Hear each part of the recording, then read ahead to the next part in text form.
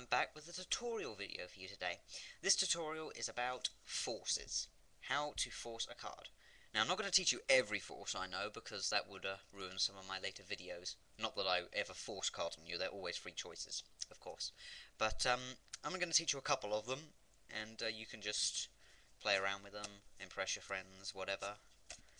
Or just keep them in the back of your mind if you ever need to use a card trick to save your life. Okay, to start off with, a great way to force a card is just memorize the top card. In this case, it's the King of Clubs, okay? So the top card is the King of Clubs. What you do is you start off with a riffle shuffle, which, if you don't know how to do that, it's very simple, but if you don't know how to do it, just look up some tutorials on YouTube, I'm sure there are some, and then you can do the Core Cascade if you know how to do that. But yeah, that's fairly simple. Now, you shuffle the deck, but of course you know that the King of Clubs is on top because you just you make sure that card falls last. Okay? Now, you want to force a top card. Now, you could throw in some false cuts, perhaps. You can do that if you want. You know, you could throw in that one.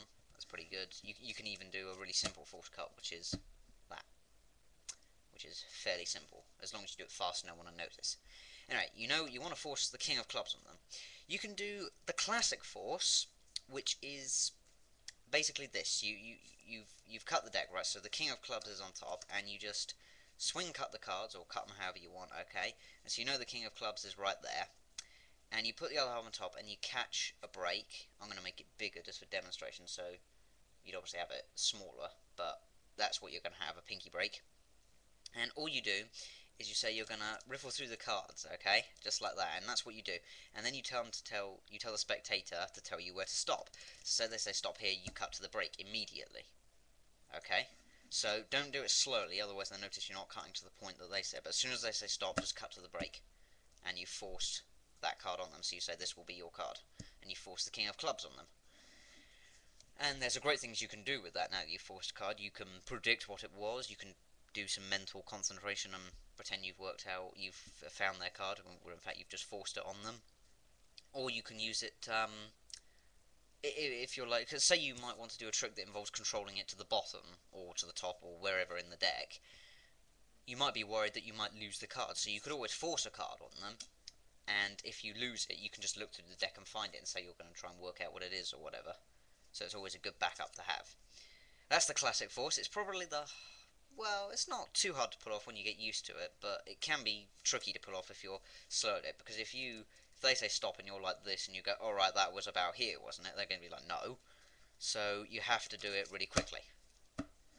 Act as if it's natural as well. And then you force the King of Clubs.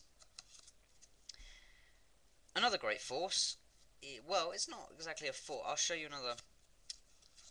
It's a sort of a force. It's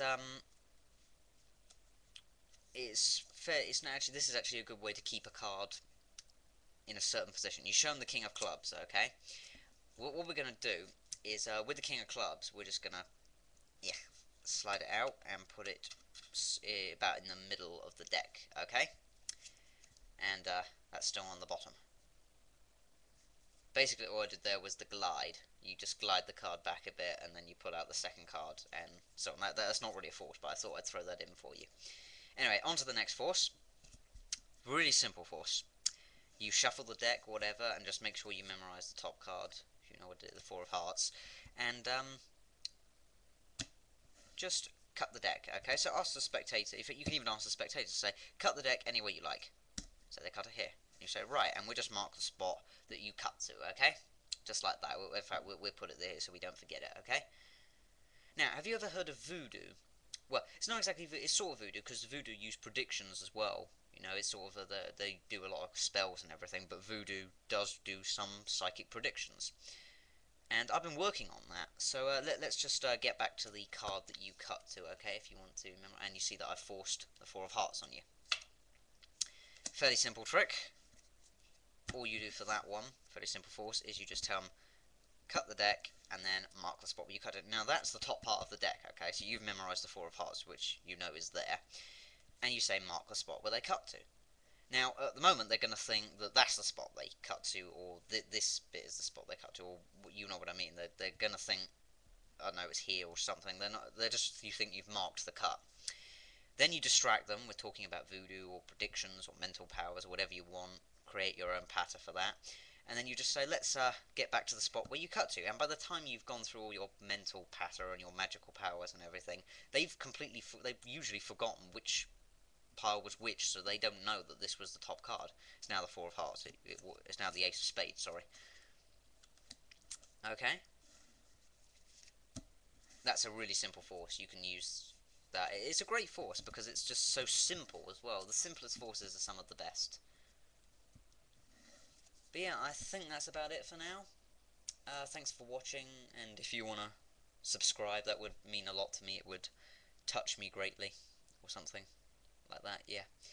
Oh, and before I go, I must remember to give a shout out to the channel Autonians. They're a great channel. They're completely different from my channel. They focus on gaming.